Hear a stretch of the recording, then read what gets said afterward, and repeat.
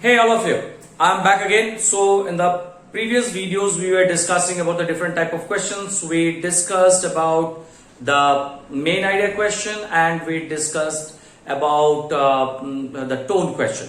Now let us discuss about what other type of questions come.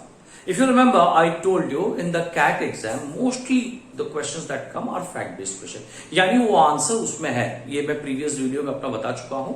चलो देखते हैं और किस तरह का क्वेश्चंस आते हैं कैट में या तो नॉन कैट एग्जाम्स में mostly. The first one which after main idea question that you'll find is the extended idea, या तो हम extended idea या further idea questions जो कहते हैं, क्योंकि ये this goes beyond the passage, यानी इसका आंसर जो है मेन आइडिया की तरफ पैसेज में नहीं है. तो अगर वहां ढूंढोगे तो अननेसेसरी टाइम वेस्ट होगा, बार बार ढूंढते रहोगे, उसका आंसर नहीं मिलेगा. क्यों?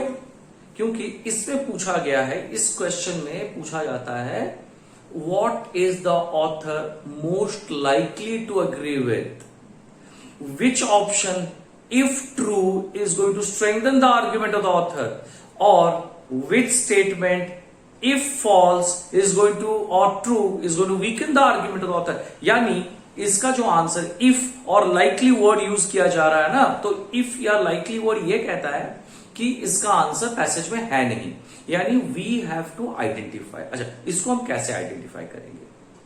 पहला तो ये है कि पैसेज को हमको बहुत ही थॉरोली पढ़ना है.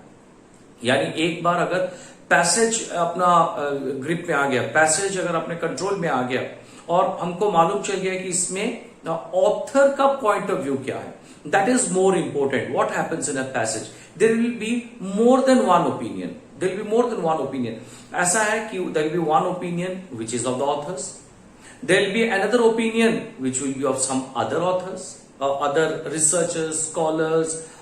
There will be another opinion which might be of some other critic. So in a passage there can be lots of opinion. The author might quote from somewhere or all. So यहाँ पे what is important is trying to understand what is the author's opinion. यहाँ पे as I had mentioned in one of those previous videos, you are not supposed to bring in your own ideas, your own opinion, your own personal biasness, your own emotions. That should not come into the answer or while you're evaluating the or assessing the options. तो उसमें अपना मेरा personal opinion क्या है नहीं आना चाहिए, क्योंकि कोई किसी को चाहिए नहीं. It is not required.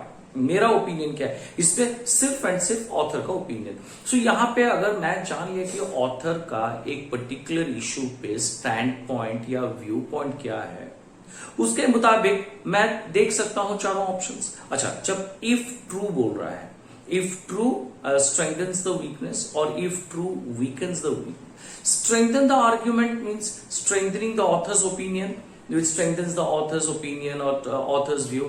यानी पहले we have to know about the author's view और या तो author का opinion. Now एक बार जब हमको पता चल जाता है कि author का view या opinion क्या है, तो anything जो उस author का opinion या author का view को add करता है या strengthen करता है, यानी author अगर किसी चीज को सपोर्ट कर रहे हैं, जो भी ऑप्शन मैं चूज करूंगा वो ऑथर का ओपिनियन को और ज्यादा स्ट्रॉन्ग करता है, यानी ऑथर का ओपिनियन को वो सेकंड करता है, राइट, उसको सपोर्ट करता है. So naturally that is going to strengthen the argument. Weaken the argument, यानी वो उस जो ऑप्शन है वो नॉट नेसेसरली कि वो कंप्लीटली नेगेट कर दे, ऑथर का जो ओपिनियन है उसको कंप्लीटली नेगेट कर दे. ये भी हो सकता है कि ये जो ओपिनियन है इससे ऑथर का जो आर्ग्यूमेंट है वो कमजोर पड़ जा रहा है. यानी ऑथर अगर किसी चीज के बारे में उनका एक राय है कि ये है वो, तो जो ऑप्शन मैं चूज करूंगा वो जो ऑप्शन है वो उस राय को कमजोर कर देगा. ऑथर अगर बोल रहे हैं कि इंडिया में या तो स्टेट ऑफ कोई भी स्टेट में the literacy rate is the highest, right, literacy rate is the highest. अब तो पैसेज उसी बारे में, उसी डिस्कशन के बारे को लेके पूरा है. And now the question is which of the options if true weakens the argument of the author. यानी मुझे कि इंडिया उस स्टेट का literacy rate is not that high, या तो जो अगर ऑथर बोल रहे कि वहां का literacy rate is suppose 92%, right, literacy rate is 92%। तो मुझे एक ऑप्शन ढूंढना है जो कि ये बोल सके कि वो जो 92% is not the correct figure, या तो वो राइट फिगर नहीं है। तो कैसे? ऐसा तो ऑप्शन नहीं होगा कि know the figure is faulty, ऐसे नहीं हो सकता, ऐसा ऑप्शन नहीं होगा। ऐसा ऑप्शन हो सकता है कि as per the election commission the number of voters who use thumb imprint for voting rather than signature, those who use thumb imprint for voting are this much. So ये चीज अगर मैं बोल रहा हूं लिटरेसी रेट 92% है तो उसी रेशियो में लोग अपने वोटर ये पे साइन करेंगे। बट अगर अंगूठा लगा रहे हैं, यानी अगर अंगूठा छाप है वहां पे इतने ज्यादा, तो फिर 92% वाला जो क्लेम है पैसेज में तो वो वीक हो जा रहा है। तो इस तरह के ऑप्शंस हम लोग को सिलेक्ट करने पड़ेंगे जो कि उनका ओपिनियन को वीक कर रहा है, नॉट कि वो 92% बोल रहे हैं और एक कोई रिसर्च उसको 82% बोल रहा है, वैसे नहीं होता है। यानी it will subtract, it will take away something from that opinion, उस ओपिनियन से कुछ वो सब्ट्रैक्ट कर लेगा, या तो उस ओपिनियन से कुछ चीज वो ऐसा होगा कि वो उसको वीक कर रहा होगा। तो हम लोग को इस तरह के ऑप्शंस ढूंढने जो कि वो ऑथर का जो ओपिनियन को कमजोर कर दे रहा होगा। So that is one.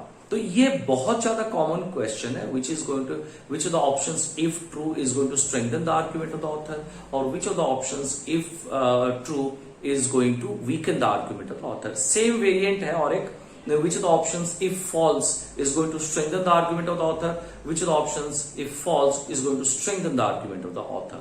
So same, the basic funda remains the same. यानी मुझे पहले अगर मैं ऑथर का ओपिनियन, ऑथर का व्यू पॉइंट, ऑथर का स्टैंड पॉइंट वो ढूंढने में, वो प्रॉपरली आइडेंटिफाई करने में कामयाब हो गया, तो फिर आई कैन स्ट्रेंथन और weaken it, right. So it is necessary that you should be able to segregate the statement of the author from the statement of the critics or others. तब जाके you will be able to get a right answer for this particular question, which is going to strengthen or weaken the argument of the author.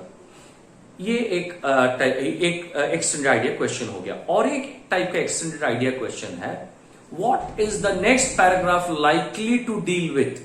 What is the next paragraph likely to deal with? यानी ये question क्या है, suppose passage में 3 paragraphs लिखे गए हैं। So question है, अगर fourth paragraph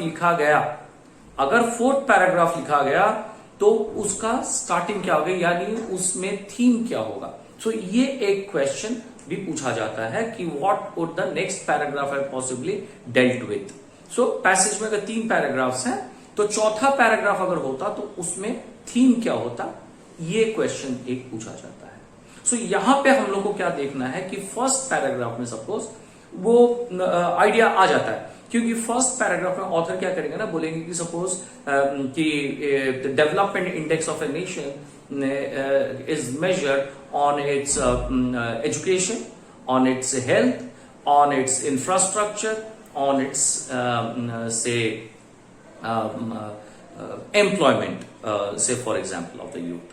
Now three opinions suppose has been given, like in this passage, say suppose 3 opinions has been the first paragraph, education has been taken care, second paragraph health has been taken care, third paragraph infrastructure has been taken care, and in the fourth paragraph it has not given anything, and the author has ended. And the question asked what would the next paragraph have probably dealt with. Now हम लोग देख रहे हैं कि first paragraph में 4 point दिया गया था, जो development index of a nation will be measured by education, health, infrastructure and employability. Now 3 things has been discussed in the 3 paragraphs, and the 4th point has not been discussed. So the 4th one, if we look at the options, anything which relates to the 4th point, that is employment, that would obviously the next paragraph would have probably dealt with that. Got it? So that is how you can identify. Another one is how we can identify is that we will see how the logically the paragraph has been structured. Say for example, it is something related to a stage like say the implementation of a rule, then or a law, then the advantages of it, and then the disadvantages of it. So naturally sequence में if we look at what should come is what changes or what should be done or the author's opinion about that particular law or what has been or ordinance which has been passed. So what is the author's opinion on that? तो ये होना चाहिए logically next paragraph में. तो हम लोग को यही देखना है कि अगर ये पॉइंट डील हो चुका है तो फिर नेक्स्ट पैराग्राफ ऑब्वियसली ये पॉइंट को वो डील करेगा. तो ये और एक टाइप का एक्सटेंडेड आइडिया या तो फर्दर आइडिया क्वेश्चन है. सो ये सारा क्वेश्चन जो है ये टाइप का क्वेश्चन एटलीस्ट इन जो रीडिंग कॉम्प्रीहेंशन में you will definitely get at least 3 or 4 questions, be it CAT या तो नॉन कैट एग्जाम्स में एटलीस्ट 3 से 4 क्वेश्चन इस पे से आता है, राइट. और एक है contextual vocabulary. Contextual vocabulary question, contextual vocabulary question में गलती कहां पे होता है? ये तो बहुत आसान है क्योंकि ऑलरेडी पैसेज में वो वर्ड को दिया गया होगा बोल्ड में या तो इटैलिक्स में एंड उसका मीनिंग यहां पे पूछा होगा. And the question would be what is the meaning of this word with reference to the sentence, or what is the meaning of this word with reference to the passage. So ये पूछा होगा. Now with reference to the passage बोल रहा है या तो with reference to sentence. अच्छा guys, now देखो यहाँ पे a word can have a noun meaning different and a verb meaning different. या तो उसका adjective meaning different हो सकता है, possible है. जैसे कि अगर मैं क्विकली अगर सोचूं तो मेरे पास में एक दो आ रहा है. एक है हेल HAIL और एक है HAIL. एक हेल है नाउन फॉर्म यानी जो बारिश के टाइम में जो आइस दैट फॉल्स वो एक है, that is hello. And the other HAIL hell is to encourage somebody, to highly appreciate somebody, that is another hail, that is the verb form. So noun form का meaning and the verb form का meaning different हो गया. अब मैं जानता हूं suppose noun form का meaning कि हेल का मन तो हेल स्टॉर्म है, राइट. दैट आइस दैट बारिश के टाइम में you have this hail storm. So ये मुझे मालूम है. अब मैं जब पैसेज में पढ़ रहा हूं क्वेश्चन सेटर क्या क्या होगा ना, दोनों मीनिंग दे दिया होगा. He would have given you also the noun meaning. He would have also given the verb meaning. Now what you do is you are not aware of the verb meaning. You are aware of the noun meaning. So what you do is even without, because you have to save time, because there is the pressure of saving time while answering the questions, because it is all about time management. So what you do is you quickly you go to the you without going to the passage, without checking the sentence, without checking its usage, without trying to find out कि ये noun form में use हुआ है या तो ये verb form में use हुआ है, without getting into all those stuff, what I do is I quickly tick the option which I know. Now when I later when I check it, I find that it was the verb form. And I may not have gone for that option. I may not have gone for that option. I might have thought of something else. Like say suppose gull, Gull. One gull is another seagull that we say, and another gull is to cheat. Another gull, Gull, is to cheat. Now, if I'm not sure about the meaning, if I am not going to the passage, not trying to check out what is the usage of that word in the passage, again my answering might be wrong. I'm not saying that definitely will be wrong, but definitely what I would like to suggest is please go back to the passage. Go back to the passage, check the answer, again come back and answer it. Guys, regression is not bad. Regression माने passage में जाके to confirm the answer. Regression is not bad, but to the extent जहां पे you don't go and search for the answer. अगर we are going back to the passage और फिर से हर एक क्वेश्चन का आंसर्स हम पैसेज में ढूंढने का कोशिश कर रहे हैं, यार एक पैसेज पढ़ने का तो टाइम नहीं मिलता है. जो पैसेजेस होते हैं उतने लेंथी होते हैं, इतने सारे क्वेश्चंस होते हैं कि एक पैसेज खत्म करने का, जो 5 पैसेज उसको खत्म करने के लिए करना मुश्किल हो जाता है. टाइम शॉर्ट हो जाता। और यहां पे मैं 5 क्वेश्चन के लिए 5 बार उसी पैसेज में जाऊंगा और स्किमिंग एंड स्कैनिंग करके ढूंढने का कोशिश करूंगा answer, obviously no there is lot of time wastage. But अगर मैं पैसेज में जा रहा हूं, रिग्रेशन में पीछे पैसेज में जा रहा हूं, just in order to confirm my answer कि यही आंसर है, मुझे मालूम है, if in order to confirm the answer, तो रिग्रेशन इज गुड। क्यों? That 5 seconds 7 seconds that you invest there, if your accuracy is high, your accuracy grows, then it is worth it. So try to focus on the accuracy. So regression to the extent where it is giving you accuracy, improving your accuracy, definitely regression is good. That is going back to the passage and checking for the answer. But again, a word of caution, I tell you that if you are doing regression in order to check the answer, to search for the answers for all the 5 questions, you're going back to the passage and trying to skim and scan the passage 5 times, then definitely guys ये बहुत बड़ा मुसीबत हो जाएगा, because एक passage के लिए time नहीं है और मैं यहाँ पे 5 बार वो पैसेज को स्किमिंग एंड स्कैनिंग कर रहा हूं। सो मेरा सजेशन क्या है कि डू रिग्रेशन, बट रिग्रेशन तब तक सही है जबकि वो आंसर को मेरा कंफर्म कर रहा है। सो आज के इस वीडियो में हम लोग 2 चीज डिस्कस किए हैं, एक एक्सटेंडेड आइडिया और further idea question, right, and contextual vocabulary questions. ये भी sure short questions in all the RCs. मैं जैसे बोला था, there are 6 or 7 type of questions जो कि आएंगे। बस पॉइंट इज कि how do I handle those questions, ये मुझे हम लोगों को जानना है। और उसका एक ही मंत्र है, यू नो, प्रैक्टिस। नॉर्मली जब हम क्लासेस में बच्चों को देते हैं, वर्कशीट देते हैं और उनको बोलते हैं कि तुम लोग प्रैक्टिस करो, पढ़ो, रीड द आरसी, तुम लोग पहले पढ़ लो, पहले काम करो, तुम 3 आरसी पढ़ लो, फिर मैं उस 3 आरसी का एक पैराफ्रेजिंग कर दूंगा तुम लोगों को, I will take you through that RC. और अगर पढ़ते पढ़ते अगर तुमको कोई डाउट आए तो तभी पूछ लो, मैं समझा दूंगा तुमको। या तो पैसेज पढ़ लेने के बाद में अगर क्वेश्चंस को लेके या तो पैसेज में से कहीं से डाउट है, अंडरलाइन करके रखो ताकि मैं उसको तुम लोग को समझा दूंगा। बट हर बार मैं एक बहुत बड़ा इनर्शिया देखा हूं बच्चों का, अरे क्या हुआ सर, कौन पढ़ेगा?